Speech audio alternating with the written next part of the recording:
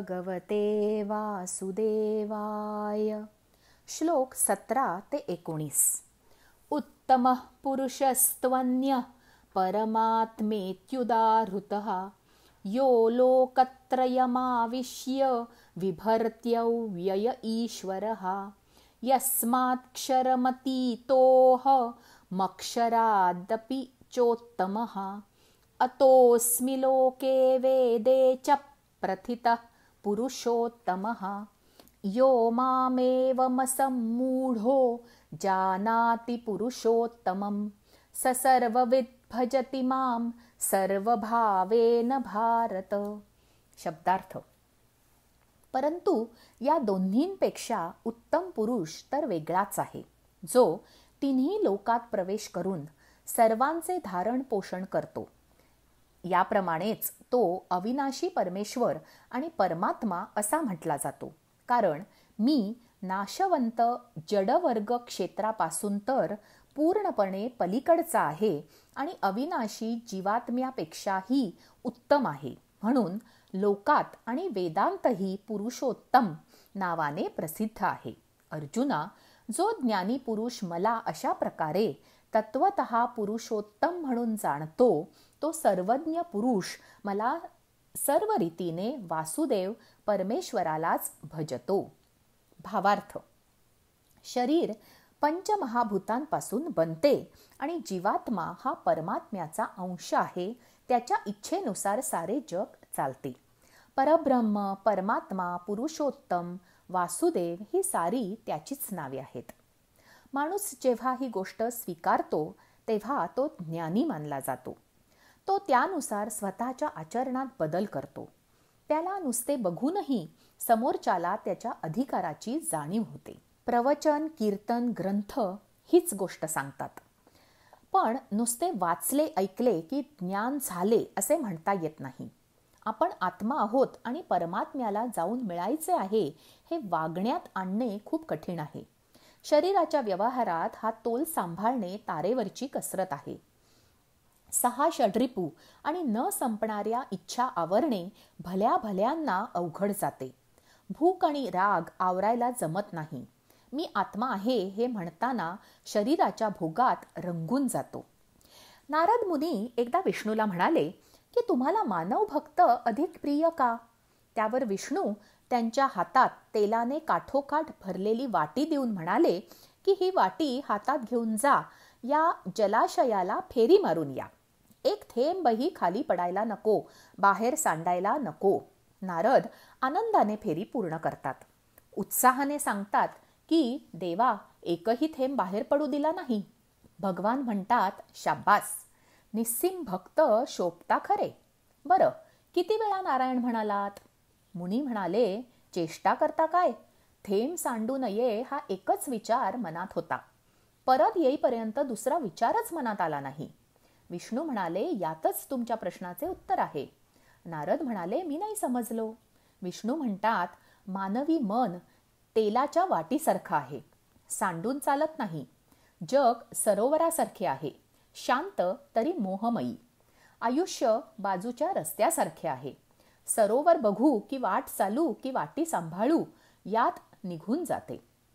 तरीही तो न थकता चालत राहतो आणि चालताना मनात माझे स्मरण ठेवतो असा भक्त मला का प्रिय असू नये? तुम्हाला वाटेत काही अडथळे नव्हते. माणसाला त्याचे संचित अडथळा निर्माण करते आणि विकार सांभाळताना त्याचा तोल जाऊ शकतो. असे असताना तो चालला तरी पडला तरी माझे नाव घेतो, तो भक्त मला प्रिय आहे.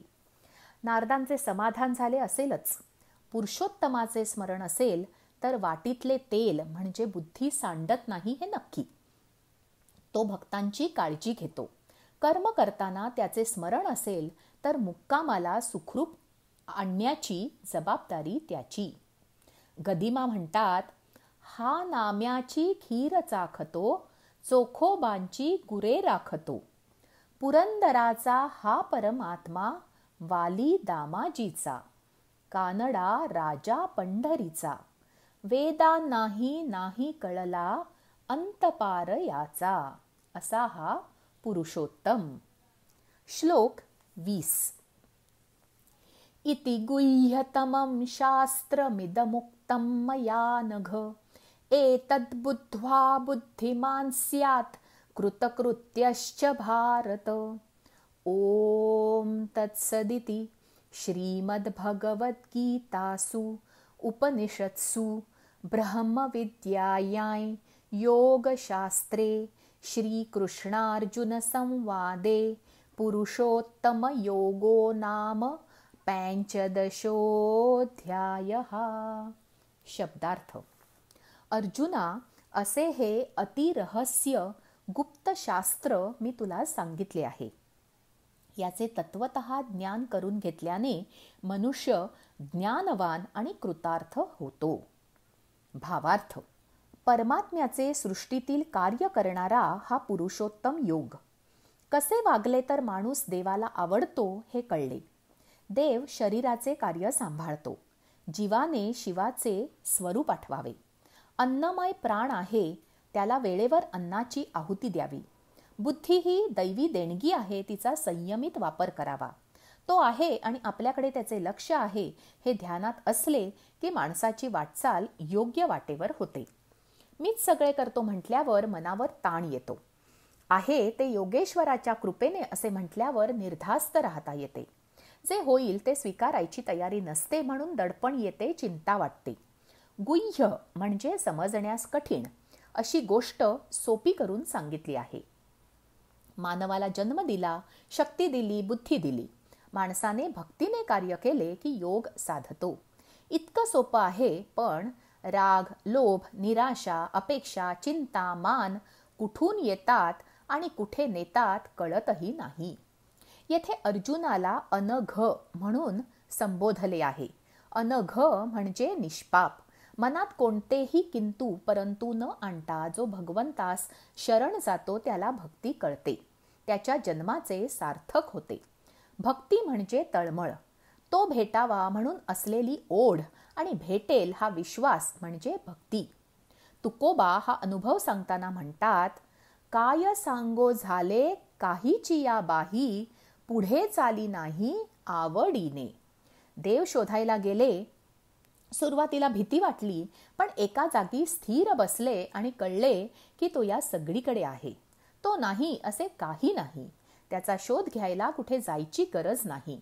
शांतता मिळत नाही म्हणून एकांतात गेले, पण वास्तविक त्याची गरज नाही. मनात तळमळ असेल तर तो गर्दीतही सापडतोच. हे कळल्यावर थांबले. पुढे चालले नाही, चालावे वाटले नाही. तिसरा पुरुष कळला की पहिला पुरुष तरला हे सांगतो तो पुरुषोत्तम योग. 15वी पायरी. शक्ती आणि बुद्धी त्याची आहे इतके जाणले तरी खूप आहे हे यात वेगळे सांगितले. प्रथम सांगितले. शक्ती बुद्धी कशी वापरतो यावर दैवी की आसुरी वृत्ती आहे हे ओळखता येते. दैवी आणि आसुरी गुण कोणते ते 16व्या अध्यायात बघू. आजचे निरूपण इतकेच. जय श्री कृष्ण.